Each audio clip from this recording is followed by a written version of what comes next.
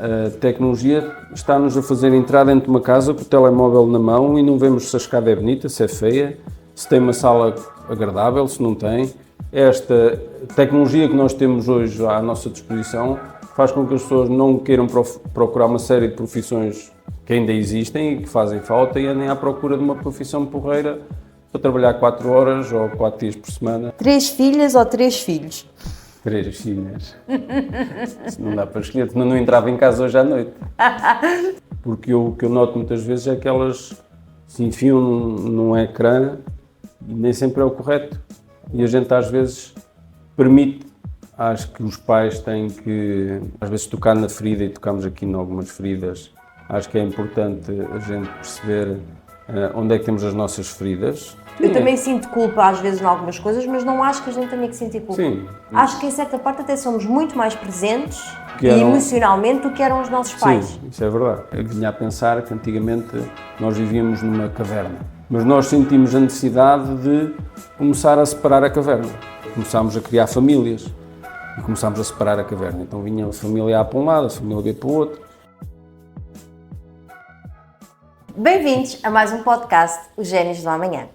Imagina que o teu trabalho é transformar ideias em espaços, que passas os dias a pensar em proporções, em luz, em como uma divisão vai fazer sentir as pessoas que vivem lá, que cada projeto começa numa folha em branco e acaba num lugar onde alguém vai viver a vida.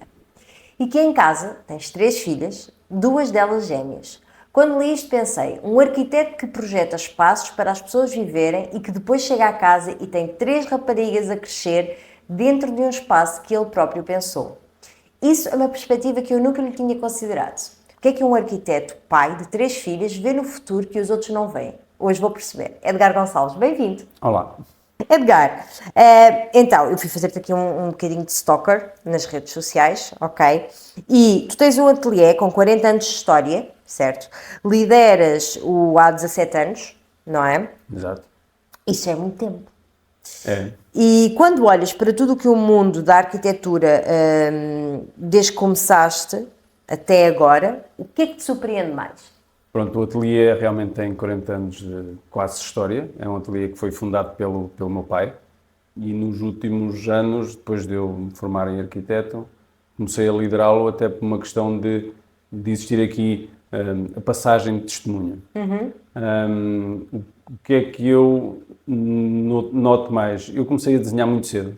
Comecei a desenhar com tinta da China, com caneta, num estirador, onde as coisas eram feitas com uma determinada paciência, com um determinado propósito. E de lá para agora vimos que hoje basta dar um bom prompt num chat da vida e temos quase não um resultado final, mas uma ajuda.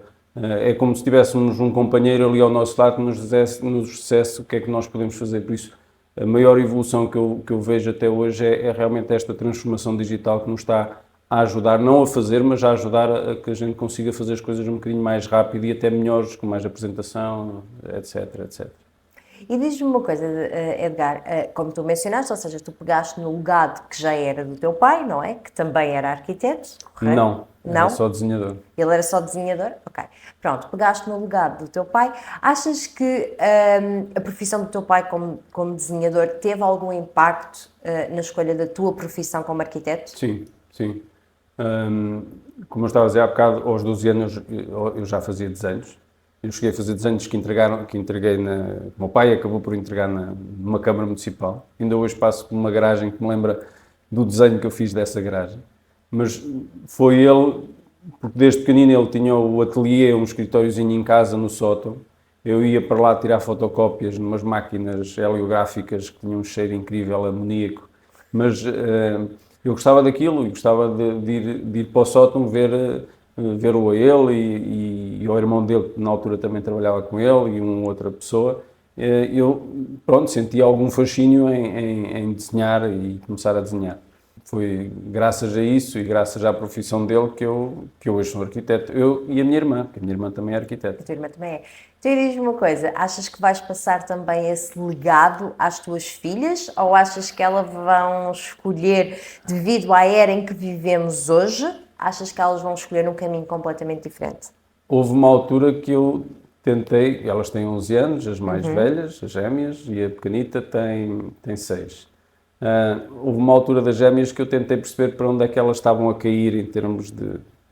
Mas resolvi não fazer mais perguntas, nem indicar uma queda para um lado, e acho que tem que ser elas a decidir o que é que querem, elas têm que fazer escolhas, e quando elas precisam de opinião, ou quando querem opinião, a gente dá. Mas acho que ainda é muito cedo, e relativamente ao que disseste, não é muito cedo para elas escolherem. Eu acho que os jovens, elas ainda são crianças, pré-adolescentes praticamente, mas acho que elas vão demorar muito tempo a escolher uma profissão. Achas que esta geração tem mais dificuldade em Acho que escolher um sim. caminho Acho que sim. profissional do que nós tínhamos? Acho que sim. Nós, pelo menos eu, muito cedo eu percebi o que é que queria ser. E acho que eles não têm essa mesma aptidão. Porque eu vejo até, desculpa, até nas próprias pessoas que já têm um emprego, nos meus colaboradores, eu muitas vezes sinto que eles não sabem, às vezes, se ainda estão no sítio certo ou não. E achas que isso se deve à educação que nós recebemos? Achas que se deve a haver menos opções de escolha a nível de profissões na nossa altura? O que é que achas que influencia tanto? Porque eu também tenho essa percepção que a geração de hoje em dia que está no mercado do trabalho, que está a entrar no mercado de trabalho, que não sabe o que é que quer e que tem muita dificuldade também num compromisso para a vida, mesmo quando entram na faculdade, mas eu vou fazer isto, mas isto é o resto da vida, não é? E achas que isso se deve a quê exatamente? À era em que estamos a passar, a esta evolução constante que nós temos da tecnologia ou à educação? Acho que é esta evolução muito grande que temos, e as pessoas querem escolher a profissão que lhes dê menos trabalho. Porque se eu escolher uma profissão de canalizador, que é muito bem paga, aqui no Norte é peixeleiro, ninguém quer essa profissão. Uma profissão suja, aborrecida, ninguém quer essa profissão. E quem diz um canalizador, diz um pedreiro, diz um pintor, diz um mecânico, diz um eletricista, uma série de profissões que acabam por ser profissões que são muitas delas bem pagas, mas desgastantes, sujas, aborrecidas. E hoje em dia as pessoas estão à procura de um trabalho, de um emprego, a nível tecnológico, uma coisa limpa, uma coisa que às 4 da tarde, porreiro, vamos para o parque. Acho que é um bocadinho esta tecnologia que nós temos hoje à nossa disposição, faz com que as pessoas não queiram procurar uma série de profissões que ainda existem e que fazem falta e andem à procura de uma profissão porreira para trabalhar 4 horas ou 4 dias por semana. E despachar o tema. E despachar o tema, é um bocadinho por aí. Olha, uma das coisas que eu vi foi que tu no LinkedIn fazes vídeos a explicar a arquitetura, o licenciamento, os materiais que as pessoas devem usar, ou seja, pessoas que não percebem nada do tema, ao verem os teus vídeos, conseguem ter uma ideia, não é, de como é que as coisas são e funcionam. A maioria dos arquitetos não faz isso. Por isso, o que eu te pergunto é, de onde é que vem essa tua vontade de explicar ou de ensinar ou de esclarecer? Para já eu lidero uma equipa com 24 pessoas. Às vezes não tenho muito tempo para conseguir ensiná-los a eles próprios. Mas acho que as pessoas têm muita dificuldade em perceber como é que as coisas funcionam. Eu, para além disso, por exemplo, fiz ano passado, e este ano quero ver se faço outra vez, um esboço ao vivo. Eu consigo, numa hora, fazer um desenho da sua casa. Se me disser o que é que era, numa hora eu faço um desenho ao vivo e conseguimos moldar a casa toda, de maneira a que a pessoa perceba o espaço, o interior, a vivência, etc, etc. Mas sinto que nas minhas reuniões que eu tenho com os clientes, que as pessoas vêm muito sem saber como é que as coisas funcionam, como é que os materiais podem ser bem aplicados, que materiais é que devo escolher, e sinto essa necessidade de explicar isso às pessoas. É uma necessidade que eu acho que tenho. Mas porque queres que as pessoas...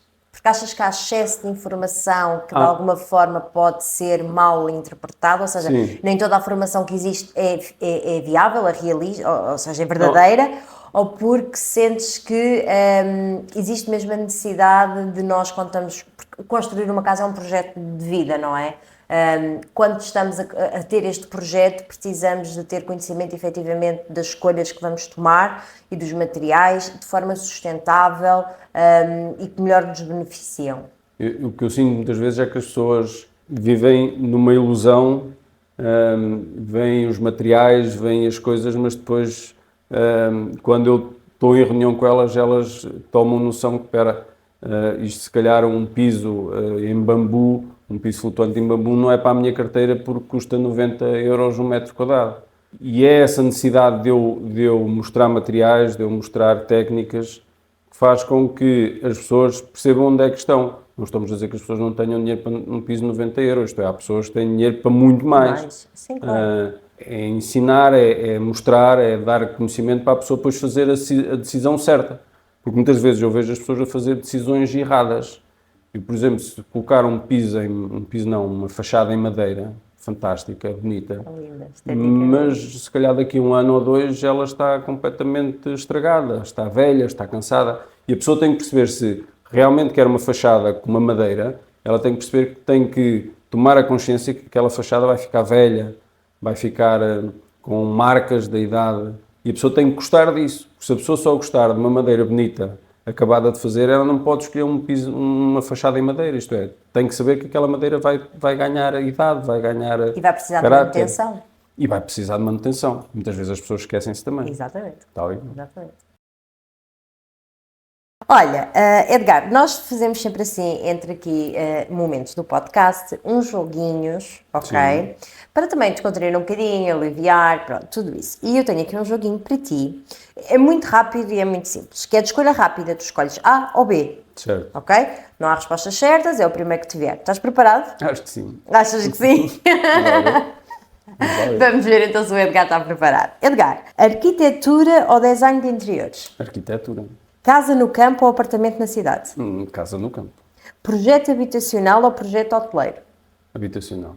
3 filhas ou 3 filhos? 3 filhas. Se não dá para escolher, senão não entrava em casa hoje à noite. Faziam muitas malas e punham-te à Exatamente. porta, não é?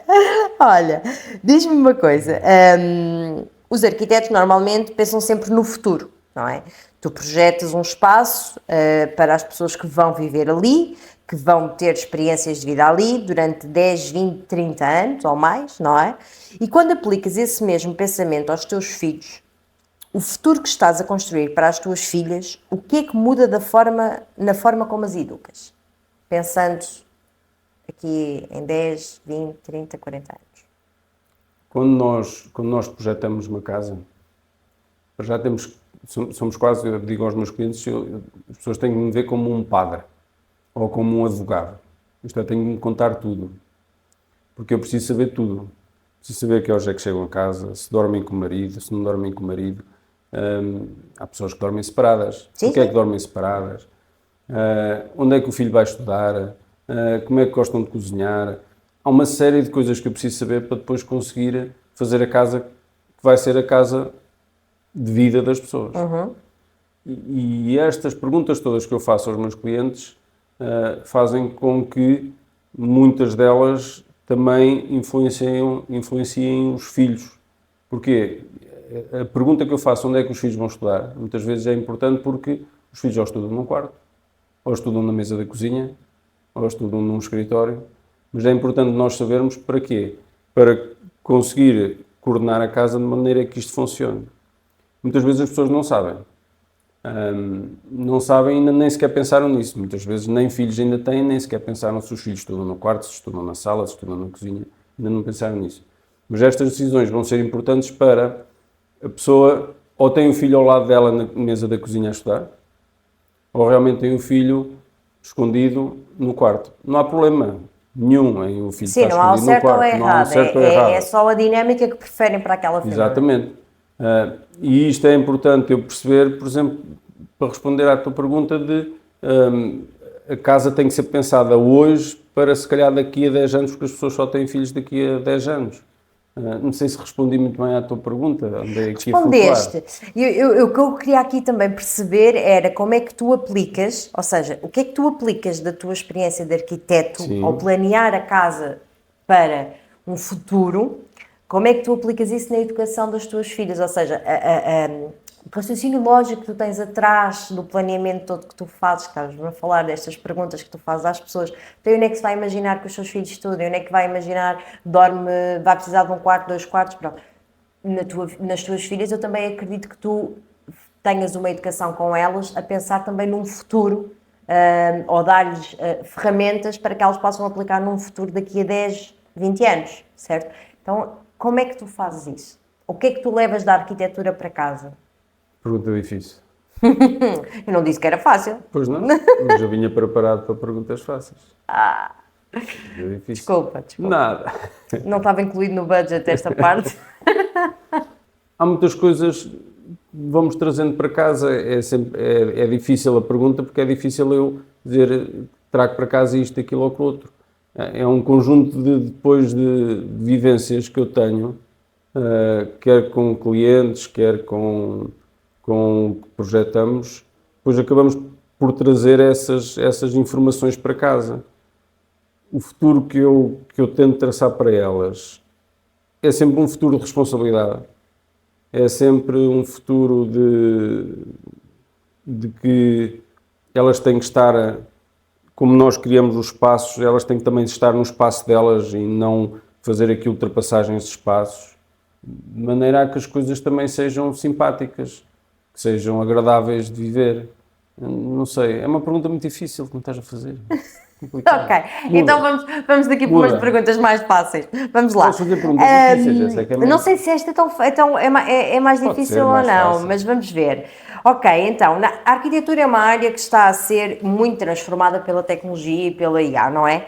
A nível de gerar plantas, de ferramentas digitais, que já substitui processos que antes levavam semanas, não é? Hoje conseguimos aqui acelerar um pouco as coisas.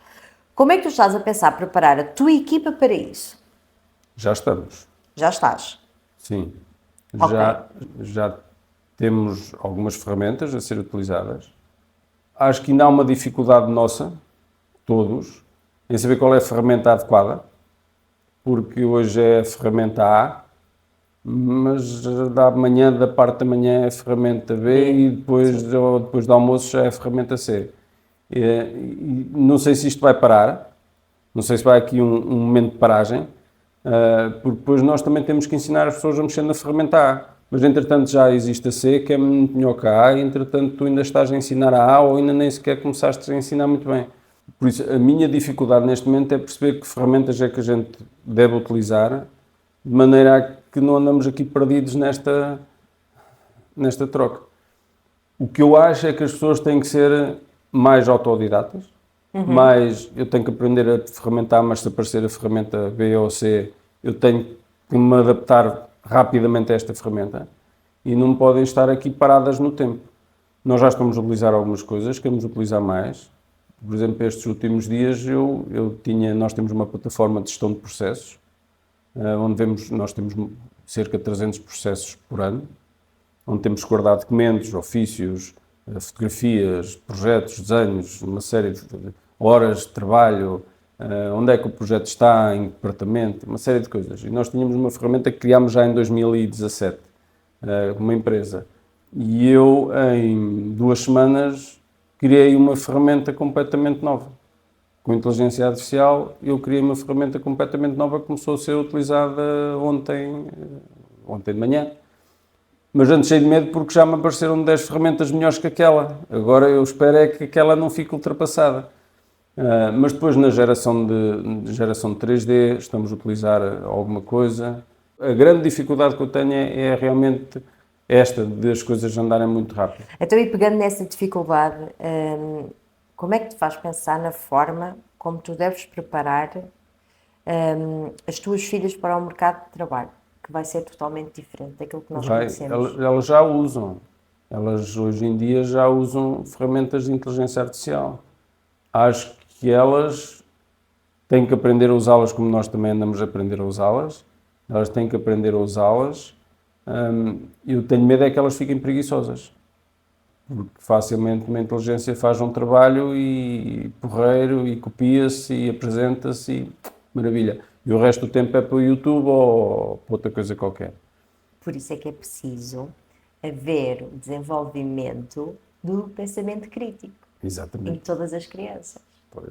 E se não sabes, a Sharpcoders é uma escola de tecnologia e inteligência artificial.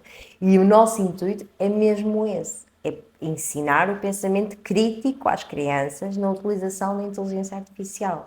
Porque tirá-las da inteligência artificial não vai ser possível. Isso não. Está fora de questão. Por isso, já que têm que utilizar, pelo menos sejam críticas e que não pensem que se a inteligência artificial diz que 2 mais 2 são 5, que o valor está certo. Certo. Não é? Pronto.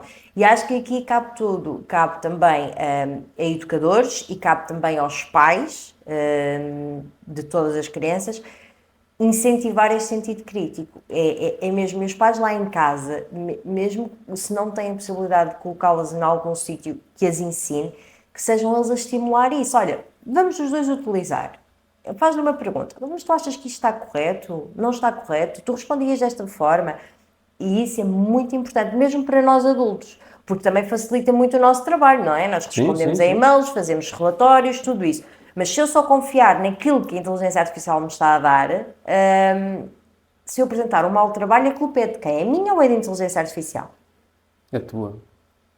Sim, e é esse ensinamento que a gente vamos tentando transmitir. Só que, lá está, nem sempre estamos perto delas, mas é isso que a gente lhe diz, que elas, para além da ferramenta, também têm que saber como utilizá-la e realmente ter esse sentido.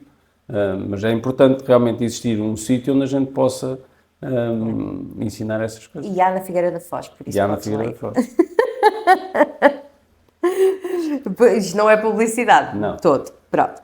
Os pais que nos ouvem Sim, estão muitas vezes a tentar perceber qual é que é a atividade sim. que devem de inscrever os filhos a prestar na educação, seja ela Certo. desporto, artes, programação, inglês, tudo isto, certo?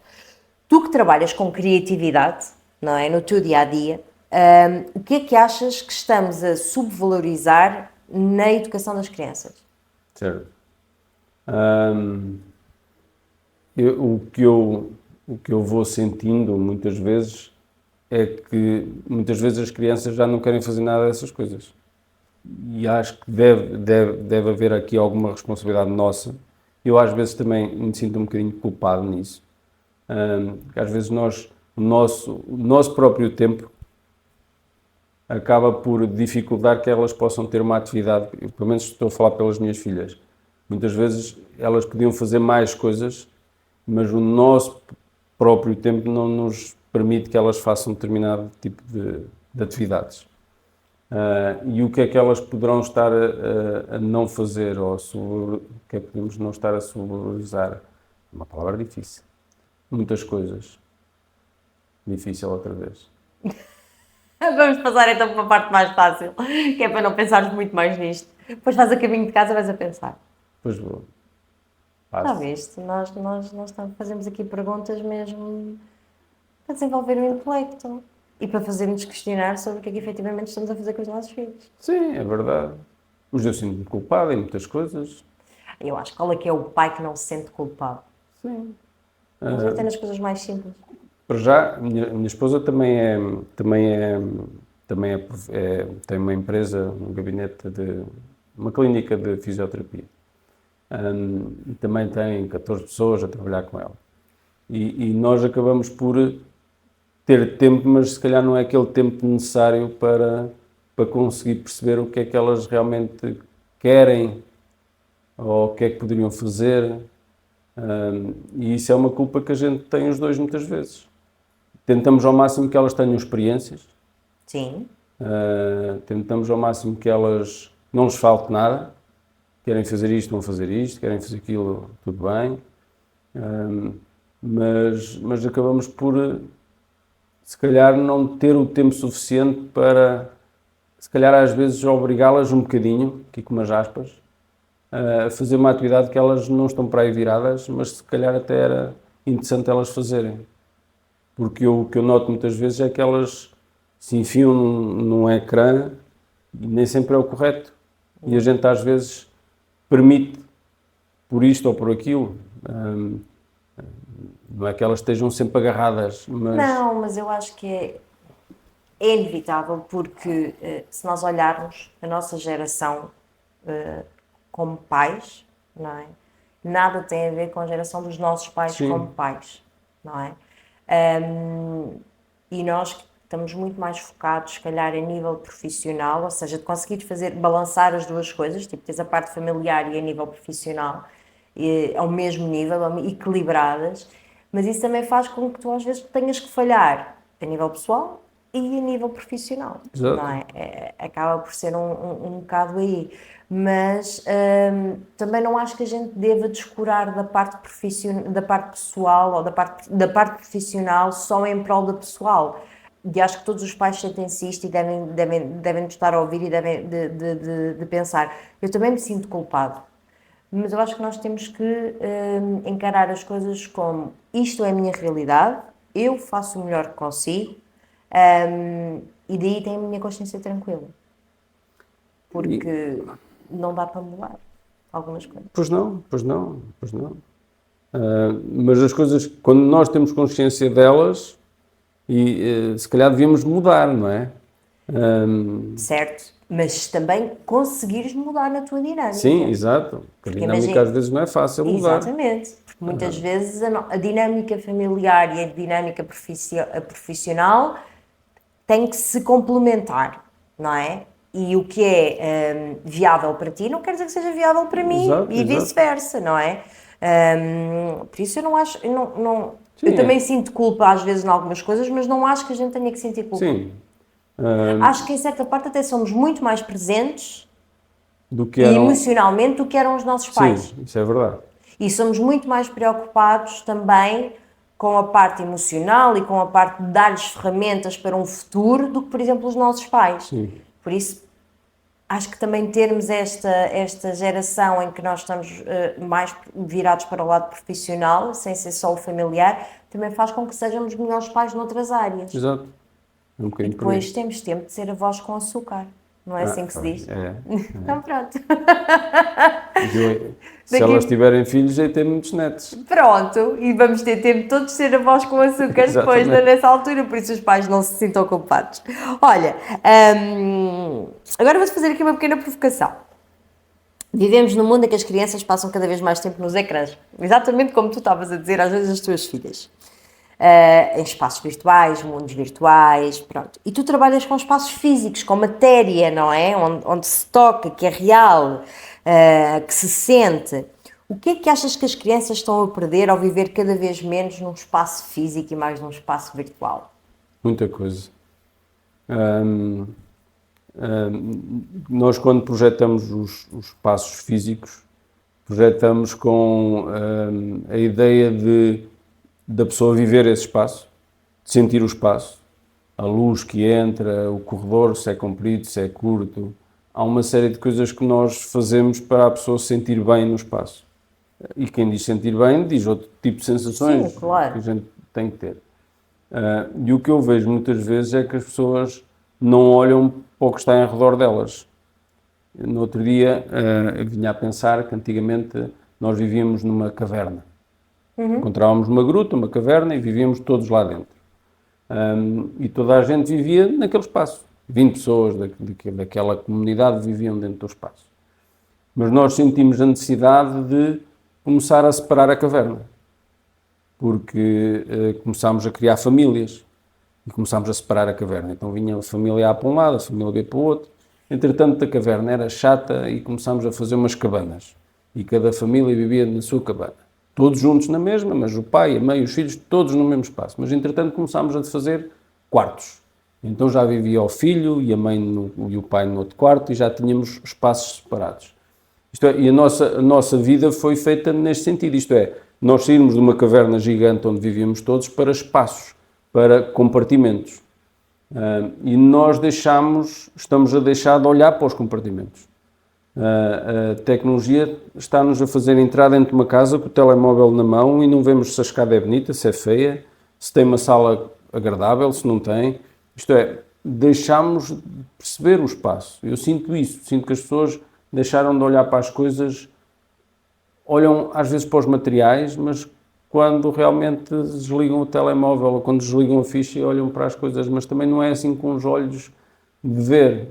sei se respondi à tua pergunta, mas o que eu sinto é que as pessoas estão distraídas com as outras coisas todas em volta e acabam por não se aperceber se estão confortáveis ou não estão confortáveis no espaço. Elas estão confortáveis. Isto é um trabalho que nós fazemos, que faz com que as pessoas se sintam confortáveis sem saber. Foi difícil esta. Esta foi. Andei às voltas, não andei. Mas chegaste lá. Cheguei. Pronto, estás tranquilo. Olha, aqui a última pergunta desta parte, depois vamos para um joguinho e estamos mesmo a terminar. Tu tens duas filhas gêmeas. Isso significa que tu tens duas pessoas exatamente da mesma idade a crescer à tua frente ao mesmo tempo, de formas provavelmente muito diferentes. Completamente diferente. O que é que isso te ensinou sobre a educação que não terias aprendido de outra forma? Elas são completamente diferentes. Houve uma altura que a gente até as vestia de forma... como elas eram gêmeas, a gente tinha que as diferenciar de alguma forma. No princípio era difícil. Então uma vestia-se de claro e outra vestia-se de rosa. Eu não sei até que ponto elas são diferentes por uma ser vestir-se de claro e outra vestir-se de rosa. Rosa, isto é, umas cores mais escuras e outra mais clara. Mas elas são completamente diferentes. E a educação é exatamente a mesma. Isto é, elas estão no mesmo espaço, não fazem atividades em separado, os pais são os mesmos, as horas são as mesmas, mas elas têm feitios diferentes, têm formas diferentes de pensar, de agir, timidez. O que é que isso me ensinou? Acho que é quase como se fosse uma lotaria. A gente ensina da mesma forma, mas de um lado calha prémio, do outro lado se calhar calha um prémio melhor ou pior. Eu acho que o que interessa, e na educação que nós vamos dando, os dois a elas e à mais pequenita, é estar atento aos desvios de personalidade, aos desvios de atitude. Acho que é isso que nós temos que estar atentos, porque as coisas são iguais e elas são completamente diferentes. Por isso, o que é que isso me ensina? É estar atento ao que fazemos. Okay, olha, vamos aqui para um joguinho, está bem? É o último. Mais uma dinâmica aqui antes de fechar, que é o completar a frase. Então eu vou-te dar uma frase, o início da frase, e tu completas com a primeira coisa que te vier à cabeça. Sem pensar muito. Está bem? Ok? Então vá. Vamos tentar. Aquilo que a arquitetura me ensinou sobre ser pai foi... Ser feliz. Quando as minhas filhas me perguntam o que faço, explico que... Faço desenhos. O espaço onde uma criança cresce influencia quem ela se torna, porque... O espaço O espaço onde uma criança cresce influencia quem ela se torna, porque... Porque é bonito. Não sei. O espaço, O espaço, ou seja, a casa, não é? Sim. Influencia a forma como essa criança cresce. O espaço influencia como essa criança cresce. Porque é bem organizado. Tá bom? Tá bom? Tá? Estás Tá tranquilo? Estou disposta? Pronto. Olha, agora aqui estamos mesmo a terminar. E eu gostava que tu, com a experiência que tens como pai de 3, com gêmeas totalmente diferentes, como arquiteto, como criativo que és, deixasse aqui uma mensagem aos nossos pais, aos nossos ouvintes, educadores ou pais, sobre algo que achas que faz sentido para ti. Uma mensagem qualquer. Sobre educação, sobre vida, filosófica, como tu achas. Uma reflexão que tenhas tirado do podcast. O podcast fez-me pensar aqui algumas coisas. Acho que os pais têm que realmente, às vezes, tocar na ferida, e tocamos aqui em algumas feridas. Acho que é importante a gente perceber onde é que temos as nossas feridas para conseguir resolvê-las. E acho que vivemos num mundo em que poderá ser fácil realmente curar estas feridas que a gente tem nesta educação que damos aos nossos filhos. E esta história da responsabilidade de ter a ferramenta certa, mas saber usá-la e com consciência, que me fizeste há bocado pensar, acho que é importante. E acho que devem estar atentos e devem agir e não continuar com a ferida ali sossegadinho. Também acho que sim. Acho que sim. Acho que temos de estar mais atentos aos nossos filhos. Sim. Olha, e agora, antes de deixar ir, nós temos duas perguntas de assinatura do nosso podcast, okay, que eu faço a todos os convidados, e é: o que é para ti os génios do amanhã? O que é para mim os génios do amanhã? Acho que são aquelas pessoas que possam fazer a diferença. Porque hoje em dia há muitas pessoas que fazem diferença, mas ainda não é ainda aquela diferença que a gente sinta que será a diferença certa e a correta. Por isso os génios vão ser aquelas pessoas que a gente vai olhar e sentir orgulho em que aquela pessoa realmente fez diferença, em que aquela pessoa realmente teve uma ideia fantástica, ou porque criou algo, ou porque ajudou alguém em algo. Acho que os génios da manhã são essas pessoas que vão marcar uma geração. Boa. E olha, o que é que a inteligência artificial nunca poderá fazer por ti? Desenhos à mão, desenhar à mão, projetar à mão. Não vai conseguir. A inteligência artificial, neste momento, por exemplo, na nossa área, o que ela faz vai ver um desenho que alguém já fez, 50 pessoas que fizeram 50 desenhos, eu peço-lhe um pronto e ele vai procurar naqueles 50 desenhos se está lá uma coisa porreira para me apresentar. Mas não vai conseguir ouvir o meu cliente, a dizer-me o que é que quer e a fazer um esboço e um desenho à mão e o cliente perceber que é aquilo que ele quer, se não for à primeira, à segunda ou à terceira. Às vezes os clientes são difíceis. Mas acho que ele nunca vai conseguir desenhar à mão com o mesmo rigor e com a mesma decisão de sentimento que a gente tem depois com o nosso cliente. A inteligência não vai conseguir ter este sentimento. Às vezes, se calhar a pergunta vai ficar comprida, mas eu tenho um cliente, um homem e mulher, casal, e ele quer o quarto de uma maneira e ela quer o quarto de outra maneira. A inteligência artificial baralhava-se, ficava sem perceber e começava a dizer, sim, concordo contigo, se calhar ama. E depois tinha a esposa toda chateada porque a inteligência deu razão ao marido. Divórcio. E eu muitas vezes faço aqui um mediador, razão o outro e tal. Vamos lá arranjar a maneira disto ficar simpático para toda a gente. Eu acho que a inteligência artificial não ia conseguir fazer isso. O tato com as pessoas, não é? Resumidamente acaba por ser isso. É um bocadinho por aí. O trato também que temos com elas, sim, não sim. é? Olha, Edgar, muito obrigada. De nada. Acho que foi um podcast bastante interessante. Acho que... Dentro do possível. Não. Foi muito interessante. Eu acho que todos os nossos podcasts são interessantes, porque todos eles abordam temas diferentes e perspectivas diferentes. Mas sabes uma coisa? Chegamos sempre todos ao mesmo pensamento no final, que é a inteligência artificial chegou e veio para ficar. Como vamos utilizá-la e que vai fazer toda a diferença. Exatamente. Não é? Por isso, muito obrigada mais uma vez. Obrigado. E a vocês, vejo-vos no próximo episódio. E não se esqueça, o futuro não se adivinha. Educa-se.